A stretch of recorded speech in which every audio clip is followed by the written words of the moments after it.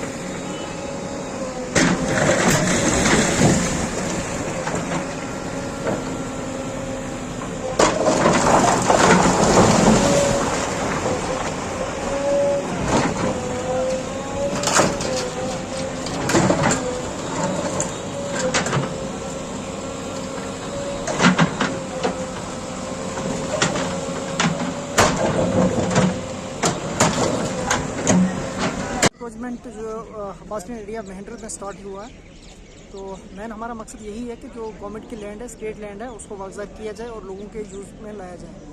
तो आज लगभग हमने कुछ 6-7 स्ट्रक्चर जो हैं वो गिराए हैं। तो लगभग कोई 2.5 से 3 कनाल के करीब ज़मीन जो है हमने रिट्रीव की है आज स्टेट लैंड, जिसकी अगर वैल्यू लगा लो लगभग 6 से 7 करोड़ रुपये वैल्यू बनती है। तो आज हमने बिल्कुल वही स्ट्रक्चर पकड़े जो विच वर फ्री फ्रॉम ऑल इनकम्प्रेंसेस। तो अभी हमारी बाकी एक एक्सरसाइज चल रही है कि जिसकी अगर कोई अलॉटमेंट है कैसे है, उसमें लीगलिटी कितनी है, अगर ज़रूरत पड़ती है उसको इंटरेस्ट एक्सपेंड करने की, बट सो एवर जो हमारा एक प्रोसीजर चल रहा है वो हम अभी कर रहे हैं अपने लेवल पे।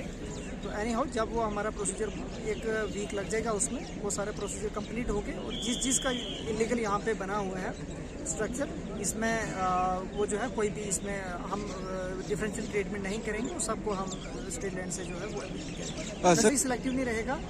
एज सच हमने किसी को ना ही फेवर किया है और ना ही इंशाल्लाह आगे करेंगे। जो भी पाया जाएगा स्टेट लैंड पे, क्योंकि हमें देखो बेसिकली हमारा बस स्टैंड एरिया जो है अगर 15-16 कनाल ज़मीन थी, आज की डेट में कोई 6-7 या 8 कनाल सुकुड़ के रह गई है। सारी साइड में इंक्रोचमेंट्स हुई हैं, वो अगर हट जाएंगी तो बस स्टैंड भी पब्लिक के ही काम आएगा, हमारे काम भी आएगा।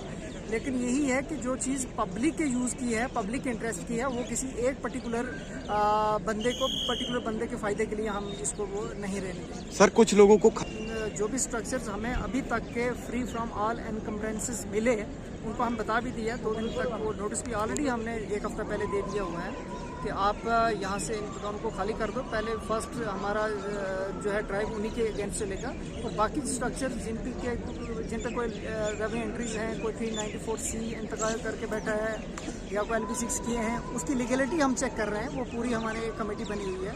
तो ये 1 वीक का टाइम है इस कमेटी के पास, तो वो हम सारा एक्सरसाइज करके उसके बाद जो हमारी मैसिव ड्राइव चलेगी। Thank you.